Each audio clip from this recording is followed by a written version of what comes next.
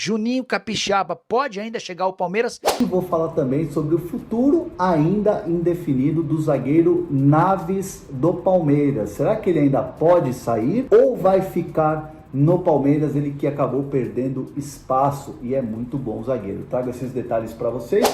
A informação que eu tive é que o Paulinho poderá estar ou poderá ser relacionado para o segundo jogo da final. Vocês têm algo a respeito disso ou não? Massa, eu acho que depende muito da reapresentação de amanhã. Se a partir de amanhã a gente receber a informação de que o Paulinho iniciou a transição física, isso pode ser um grande indicativo de que pelo menos ele será relacionado para o jogo de volta. O Paulinho, na última semana, ele seguiu o cronograma com o Núcleo de Saúde e Performance do Palmeiras. Ele fez treinos com bola, mas coisa bem leve. Mas quando um atleta começa essa reta final de transição, onde já começa a treinar como coringa em algumas atividades, ou começa a treinar 30 minutos, participa de 30 minutos do treino, isso indica que o atleta está voltando. Isso não aconteceu ainda com o Paulinho. Mas se amanhã, na reapresentação do time, o Palmeiras recebeu folga ontem e hoje, e ele passar a fazer essa transição, a gente pode imaginar Paulinho, ao menos no banco, né? O Abel fala que jogador assim nem precisa perguntar se precisa contratar, e o Vitor Roque já chegou jogando. Como o Paulinho é uma lesão mais séria, talvez não. Mas só de estar entre relacionados e imaginar ele entrando no segundo tempo é algo bem positivo. Porque lá atrás um amigo meu esteve com o Paulinho e perguntou: e aí, como é que você está? Ele falou: eu estou ótimo, a partir de março estarei em campo. Agora, pode ser em campo para treinar ou em campo para jogar, isso não avançou essa conversa com o Paulinho, certo? Bom, então vamos virar a chave aí, eu vou passar logo, a gente tem aqui o Palmeiras e Cerro, o encontro e tal, mas eu vou passar, evidentemente, logo para a reação do Palmeiras depois da declaração do presidente da Conmebol, o Alejandro Domingos, que, quando foi questionado, ou perguntaram a ele, vem cá, time Libertadores sem os brasileiros, ele falou, é igual o Tarzan sem a Chita. Se você não sabe, o Tarzan era um seriado que passou muito aqui no meu tempo, eu adorava assistir, e a Chita era um chimpanzé muito, muito simpático, super inteligente também. E foi assim que o presidente da Conmebol se referiu. O Danilo, quando a gente começou, já estava incrédulo também, assim como o Palmeiras, já estava querendo ali, né? Estava bravo, com razão, porque definitivamente os caras não entendem o que isso significa, Danilo, ou não querem entender, ou eles acham que não é com eles, né? É muito difícil compreender. Eu tenho tentado, de uma maneira, tentando assim, me colocando, tentando entender por que os caras tratam com tanto desdém uma questão tão importante que é essa do racismo. E eu não digo só Conmebol, presidente do Peñarol, presidente do Cerro Porteño, todos os envolvidos. Tenho conversado com uruguaios, argentinos, colombianos, tentado entender, amigos meus, jornalistas de outros países, pessoas da Conmebol de diferentes países, porque a Conmebol tem funcionários brasileiros, funcionários paraguaios. E uma coisa que eu sinto é que os caras de fora, eles não dão a devida dimensão para o que é o racismo. Que, na verdade, até há pouco, no Brasil a gente também não dava, né? Vamos ser sinceros. Hoje em dia, isso significa que não tem racismo no Brasil? Não, pelo amor de Deus, não é isso que eu estou dizendo. A questão é que aqui, hoje em dia, a gente já vê um combate um pouco mais sério em relação a isso. Um pouco mais sério. E brasileiro ainda comete esse tipo de crime, afinal, basta lembrar que o Luigi foi chamado de chorão, que não é a mesma coisa que imitar um gesto de macaco, mas você está zombando de um garoto que chorou ao dar entrevista quando foi vítima de racismo. E aí eu tenho notado, conversando com essas pessoas, que eles simplesmente desconhecem o que é o racismo. Eles acham que é algo como uma provocação qualquer. Então a resposta deles é: fez o gol, apontou para o símbolo da camisa, fez o gol, apontou para o nome. A provocação da torcida para devolver é imitar macaco, como se fosse uma provocação do mesmo nível, como se fosse normal. o presidente do Peñarol falou, ah não, teve lá os atos de depredação lá no Rio de Janeiro e teve torcedor que ficou preso até hoje. E aí você vai, imita macaco e já fazem um escarcéu. Cara, assim, esse tipo de coisa não tem comparação, não tem cabimento. E é algo realmente assim que me assusta muito. E a única coisa que vai funcionar para a Conmebol levar isso a sério é perder dinheiro.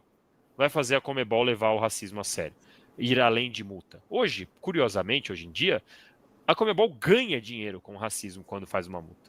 Então é algo surreal. Enquanto a Conmebol não perder dinheiro, não vai mudar. E como ela pode perder dinheiro? De duas formas. Pelo menos agora, pensando aqui, deve ter outras formas. De duas formas. Os clubes brasileiros saírem fora, porque a Conmebol ia perder muita grana de direito de transmissão, ia perder muita grana, porque hoje os clubes brasileiros representam aí 30%, 40% de toda a receita e toda a premiação da Conmebol, da Libertadores da Sul-Americana, ou com os patrocinadores pressionando a Conmebol num nível que nem já aconteceu com várias outras. Quantas vezes a gente não vê escândalo com Tiger Woods, com Magic Johnson, com tantas outras pessoas que tiveram escândalos e que os patrocinadores romperam. É o próprio Isso serve de Robinho, né, exemplo. Danilo?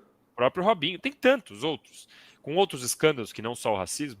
Então, enquanto isso não acontecer na Conmebol, não veremos mudanças. Por enquanto, o presidente teve lá a ideia que ele achou que era brilhante de falar em português, um discurso contra o racismo, e que, eu não sei se foi depois ou antes, ele tinha falado aquilo na Zona Mista, comparando o Tarzan e a Cheetah. Assim, se eu quiser ser muito bonzinho com ele, com o presidente da Conmebol, eu posso falar que ele, putz, coitado, ele foi fazer uma comparação, tipo a gente falar Claudinho sem bochecha, sei lá, qualquer essas comparações que a gente fala, e fez uma comparação absolutamente trágica e desastrosa.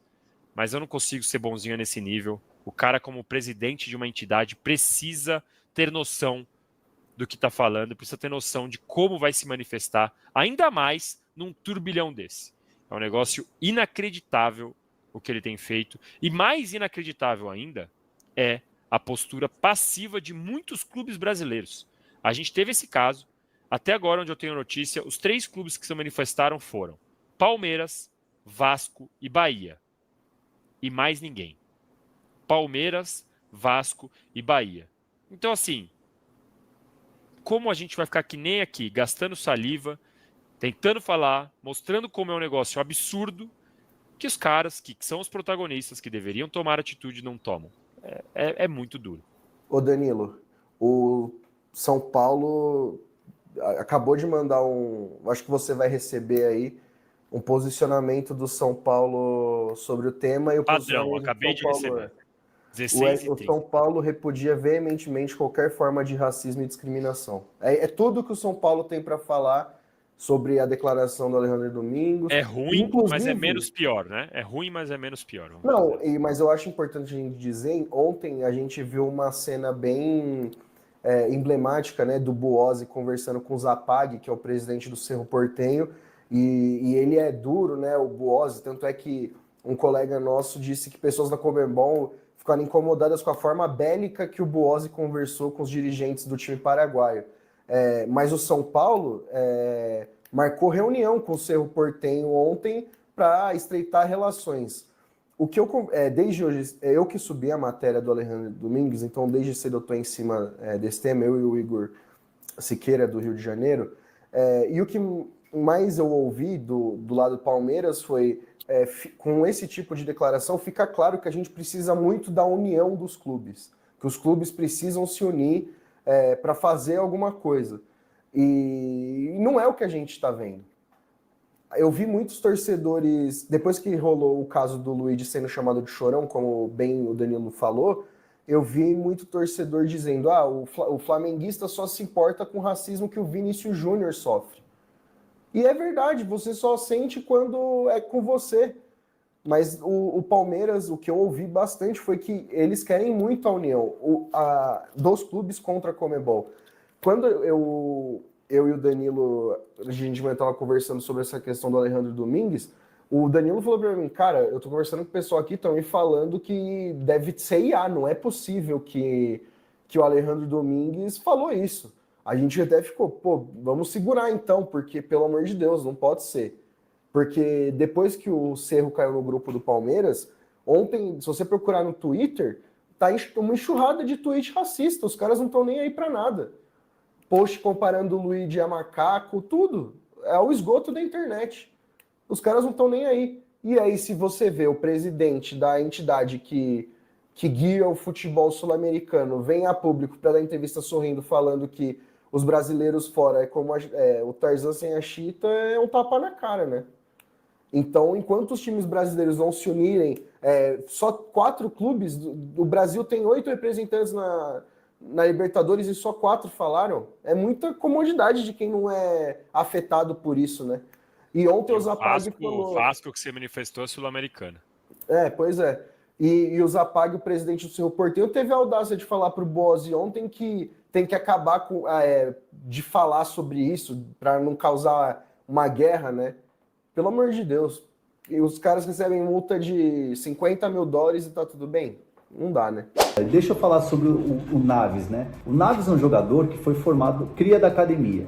É um zagueiro muito bom, é um zagueiro que até estava na frente do Vitor Reis, só que o Vitor Reis é um extra classe. Surgiu muito rápido, ganhou espaço, foi vendido para o Manchester City por mais de 30 milhões de euros, 37 milhões de euros, né? Foi uma venda absurda, né? Tá jogando lá, tá no City muito bem. O Naves, naturalmente, seria a vez dele agora nessa temporada de 2025. O Abel Ferreira tinha dado uma letra, tinha dado todos os indícios que iria utilizar o zagueiro nessa função, ia dar oportunidades. Só que aí surge o Benedetti, que é outro zagueiro que também cria da academia, teve mais oportunidades. E o Abel, numa entrevista, disse, olha, dá mais oportunidades para o Naves e tal, e isso acabou não se concretizando. Naturalmente, o zagueiro, o Naves, ele acabou ficando chateado, ficou, né, um pouco incomodado com isso, de não ter oportunidades, e aí começaram a surgir algumas sondagens, né? Falou-se em Cruzeiro, mas não tem proposta, falou-se em Santos, mas não tem proposta, e Red Bull Bragantino também sem proposta. O Naves está inscrito no Campeonato Paulista, então tem aquela parte daquela janela especial depois dos estaduais, ou seja, depois, até o dia 27, para você poder negociar o jogador. O Red Bull Bragantino tem interesse no jogador, vê com bons olhos o Naves, porém acabou de adquirir um zagueiro, trouxe para o seu elenco um zagueiro. Então teria que se desfazer, emprestar um jogador ou negociar um jogador nesse período aqui de janela para poder abrir espaço e trazer o Naves. Então o Red Bull ainda não teve essa convicção de que vai fazer esse movimento. O Sport também é outro jogador que se demonstrou, um clube que se demonstrou interessado no jogador, mas ainda não teve a efetividade de chegar e, por exemplo, mandar uma proposta por empréstimo. Então o Naves ainda está nesse compasso de espera, ainda sem novidades. Pode ser que fique no elenco do Palmeiras, treinando, né, buscando oportunidades e na próxima janela, quem sabe, se transferir. Mas por enquanto, nesse momento, o fato é que dificilmente o Naves vai ter opções, vai ter condições de brigar por vaga, porque são muitos zagueiros hoje. O Gomes está machucado, mas logo vai voltar. Murilo e o Mikael chegou muito bem, tanto que o Mikael hoje está jogando de titular, e o Palmeiras tem zagueiros, o Palmeiras tem outros jogadores, o próprio Benedetti que está ficando no banco de reservas, né?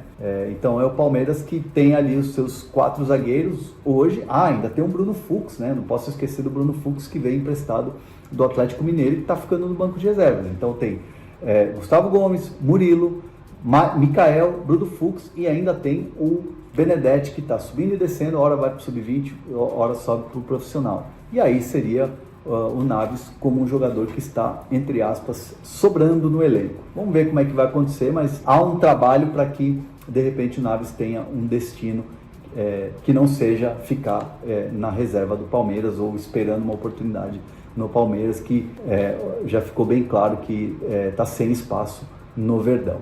O que vocês fariam? Daria uma oportunidade para o Naves? Para mim é muito bom zagueiro, mas quem decide é o professor. Bora te atualizar agora sobre uma notícia que surgiu na semana passada e que envolve o Palmeiras. Juninho Capixaba pode ser trocado pelo lateral esquerdo Vanderlan. Entrei em contato com uma pessoa importante de um desses clubes, ela pediu para que eu não identificasse e ela assegurou que no mês de janeiro existiram conversas entre Palmeiras e Red Bull Bragantino por uma troca. Vanderlan iria para o Red Bull Bragantino, Juninho Capixaba ficaria no Palmeiras, ambos por empréstimo até o fim da temporada, com opção de compra estabelecida nos contratos. Juninho mais velho que o Vanderlan, 27 anos, o lateral esquerdo do Palmeiras tem 22. Pro Red Bull Bragantino seria um baita negócio. Você pega um jogador mais jovem, com potencial de venda para o exterior e se livra de um atleta que já viveu bons momentos no Red Bull Bragantino, mas que tem um dia a dia bem complicado. Juninho Capixaba, daqueles que quer se impor a todo custo, que já arranjou algumas desavenças até com diretoria, não seria uma saída triste ou lamentável por parte do Red Bull Bragantino. Mas, no fim das contas, por opção do Palmeiras, o negócio acabou melando. E já nem se fala sobre essa alternativa há algumas semanas, acordo que não tem mais chance de acontecer. Red Bull Bragantino e Palmeiras têm feito uma série de negociações. O John foi comprado do Red Bull Bragantino pelo Red Bull Bragantino junto ao Palmeiras e vai muito bem ao camisa 10, mas recentemente o Fabinho foi adquirido em definitivo pelo Red Bull junto ao Palmeiras, 2,5 milhões de euros por 50%, enquanto o Palmeiras comprou Lucas Evangelista do Red Bull por 4 milhões de euros. E aí, torcedor palmeirense, gostou do vídeo? Então não se esqueça de deixar o seu like, porque isso ajuda demais o nosso canal a crescer e levar as notícias do Verdão para ainda mais pessoas. Aproveite também para se inscrever no canal e ativar o sininho das notificações para não perder nenhum conteúdo sobre o Palmeiras. Aqui você fica por dentro de tudo, contratações, bastidores e as novidades do nosso time de coração. Deixe seu comentário aqui embaixo falando o que achou do vídeo e compartilhe com seus amigos palmeirenses. Vamos juntos fortalecer essa comunidade. Obrigado pela sua companhia e até o próximo Giro de Notícias do Palmeiras. Avante palestra! Forte abraço!